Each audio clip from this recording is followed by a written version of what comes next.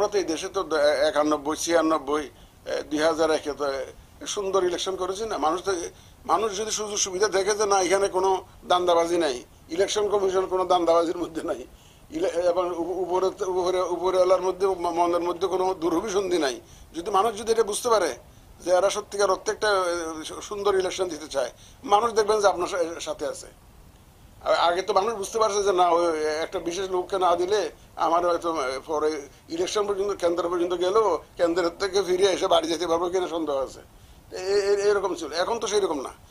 আমরা জাতির কাছে ওয়াদা দিয়েছি। কালকে মসজিদে আমি জুমা পড়তে গেছিলাম, ওখানে বলেছি আমি ব্যক্তিগতভাবে এবং আমার কলিগরা, আমি এটা একটা ইমানি দায়িত্ব হিসেবে নিয়েছি। শেষ বয়সে ইমানের দায়িত্ব হিসেবে নিয়েছি, এবং আমি যে সেরাতুল মুস্তাকিমে থাকবো এটা ওয়াদা করেছিলাম যেদিন শপথ নিয়েছিলাম সেদিন।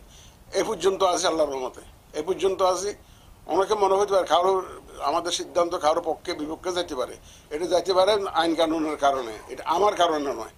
যতক্ষণ পর্যন্ত আমার অন্তত সেন্স আছে, হুঁশ আছে অন্তত, এতক্ষণ পর্যন্ত আমি কোনো কারো পক্ষে টক্কে নেই। আমি শুধু আইন কানুন দেখে একদম প্রফেশনালি নিউট্রালি সে কাজ করবো ইনশাল্লাহ। আমি সেই ওয়াদাবাদ যাদের কাছে দিয়েছি, এবং আমার অফিসারদেরকেও আমি সেইভাবে মোটিভেট করার চেষ্টা করছি।